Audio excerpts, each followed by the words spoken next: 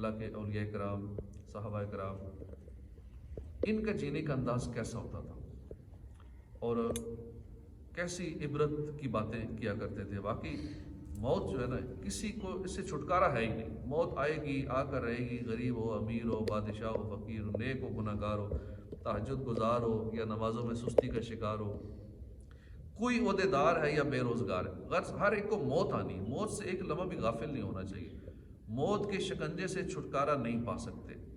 ہو سکتا ہے کہ دنیا میں غافل ہوں اور اچانک موت آ جائے، اس لیے ہر وقت موت کو پیش نظر رکھنا چاہیے کہ کل نفس ذائقۃ الموت، ہر ایک نے موت کا ذائقہ چکھنا ہے۔ یہ ہم جانتے بھی ہیں، مانتے بھی ہیں، سب مانتے ہیں، ہر مذہب والا مانتا ہے کہ مرنا ہے، دل سے یقین بھی رکھتے ہیں، مگر پھر بھی ہمارا جینے کا انداز ایسا ہے کہ شاید مرنا ہی نہیں ہے۔ اس دنیا میں ہم نے ہمیشہ رہنا ہے۔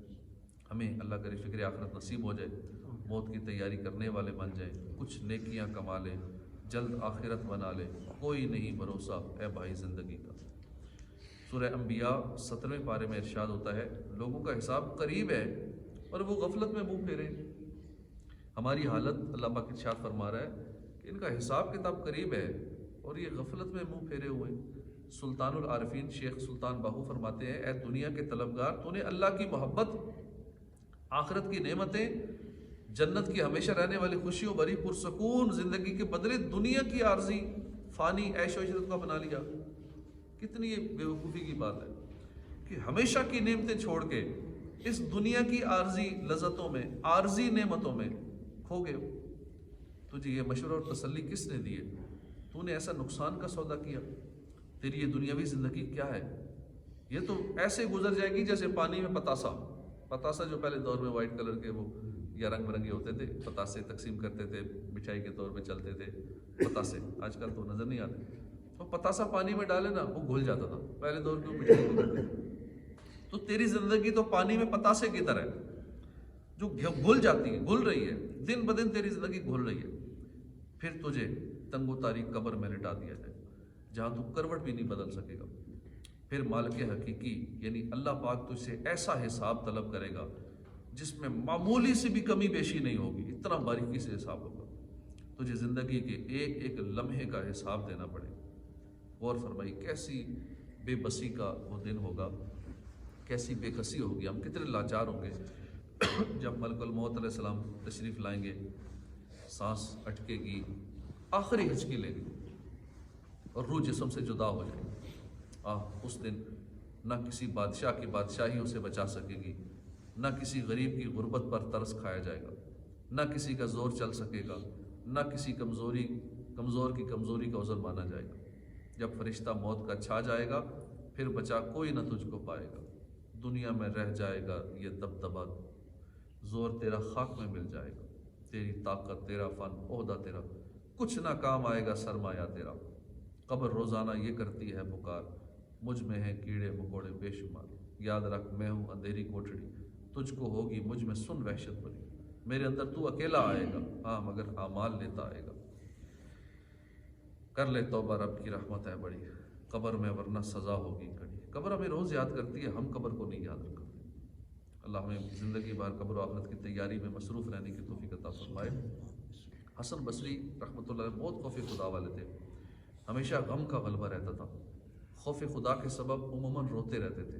علامہ ابن جوزی لکھتے ہیں، امام حسن بصری جب تشریف لاتے تو یوں لگتا جیسے کسی قریبی دوست کی تدفین سے واپس آئیں، ایسے رہتے جیسے آگ آپ کے سر پر لٹک رہی ہے، ایسے بیٹھتے جیسے کوئی قیدی بیٹھا ہوا ہے اور ابھی اس کی گردن مار دی جائے گی۔ صبح اس حال میں کرتے کہ جیسے ابھی قیامت کی ہولناکیوں سے گزر کر آئے۔ ایک مرتبہ کسی نے آپ کا حال پوچھا، آپ کیسے ہیں؟ فرمایا بیچ سمندر میں جس کی کشتی ٹوٹ جائے وہ بھی مجھ سے بہتر حالت میں ہوگا۔ پوچھا ایسا کیوں ہے؟ فرمایا میں گناہ گار ہوں اور جو میں نے نیکیاں کی ہیں یا میں کر پایا ہوں مجھے نہیں پتا قبول ہوئی ہے یا میرے منہ پر مار دی گئی، میں نہیں جانتا۔ یا الہی جب بہیں آنکھیں حساب جرم میں، ان تبسم ریز ہونٹوں کی دعا کا ساتھ ہو۔ یا الہی جب حساب خندہ بے جار لائے، چشم گریان شفیع مرتجا کا ساتھ ہو۔ یا الہی رنگ لائیں جب میری بے باکیاں، ان کی نیچی نیچی نظروں کی حیا کا ساتھ ہو۔ ایک مرتبہ حضرت حسن بصری کی خدمت میں ٹھنڈا پانی پیش کیا گیا، گرمیوں میں ٹھنڈا پانی بہت اچھا لگتا ہے۔ پیالہ ہاتھ میں لیتے ہی آپ پر غشی طاری ہو گئی اور پیالہ ہاتھ سے نیچے گر گیا۔ جب کچھ طبیعت بے تو روئی تو لوگوں نے پوچھا اے ابو سعید آپ کو کیا ہو گیا تھا؟ فرمایا مجھے وہ جہنمیوں کی التجائیں یاد آ گئی کہ جب ان کو اسی طرف پیالہ پیش کیا جائے گا نا تو وہ جنتیوں سے کریں گے باتیں کہ ہمیں کچھ پانی دے دو، جہنمی جنت والوں سے کہیں گے ہمیں کچھ پانی دے دو۔ قرآن پاک میں اس کا ذکر ہے 8ویں پارے میں سورہ اعراف کی آیت نمبر 50 میں کہ جنتی جو ہوں گے ان سے جہنمی کہیں گے کہ ہمیں کچھ پانی دے دو، اتنی شدید پیاس لگی ہے۔ مجھے وہ منظر یاد آ گیا۔ امام حسن بصری سخت گرمیوں میں بھی نفلی روزے رکھتے تھے، ہم سردیوں میں بھی نہیں رکھتے۔ اللہ پاک ہمیں بھی نفلی روزوں کی توفیق عطا فرمائے۔ اور ماہ رجب آگے آنے والا ہے، اس کے بعد ماہ شعبان، رجب اور شعبان یہ تو نفل روزوں کے موسم بہار ہیں۔ ان مہینوں میں نفل روزے رکھنے کے خصوصی فضائل ہیں، اس میں روزے رکھنے چاہیے۔ جو رجب میں ایک روزہ رکھے تو اس کا روزہ رکھنا ایک مہینے کے روزوں کی طرح ہے۔ جو رجب کے مہینے میں 7 روزے رکھے گا اس پر دوزخ کے 7 دروازے بند کر دیے جائیں گے۔ جو اس مہینے میں 8 روزے رکھے گا اس کے لیے جنت کے 8 دروازے کھول دیے جائیں گے۔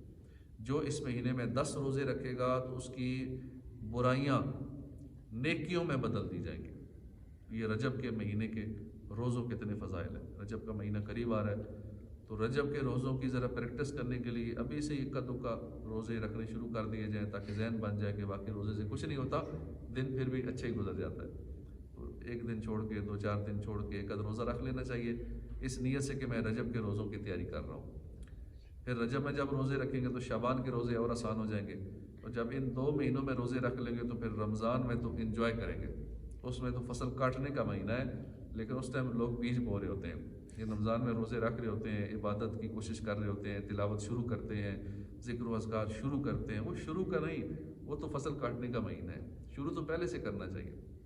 رجب بیج بونے کا مہینہ ہے۔ رجب میں صحیح اچھی طرح بیج بو کے تیاری کر کے عبادت، ریاضت، تلاوت کی کثرت، روزوں کی کثرت، یہ سارا کام رجب میں کرنے والا ہوتا ہے۔ اور رجب کے لیے ذہن بنانے کے لیے ڈر خوف ہوتا ہے کہ ذہن میں پتہ نہیں پیاس لگے گی شدید، میں کمزور نہ ہو جاؤں، بھوک نہ لگے، پتہ نہیں دن کیسا گزرے گا۔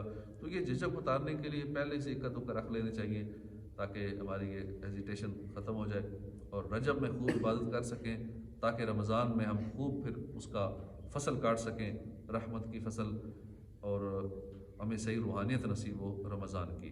اللہ پاک ہمیں روزے رکھنے کی توفیق عطا فرمائے، آمین بجاہ نبی الامین صلی اللہ تعالی علیہ وآلہ وسلم۔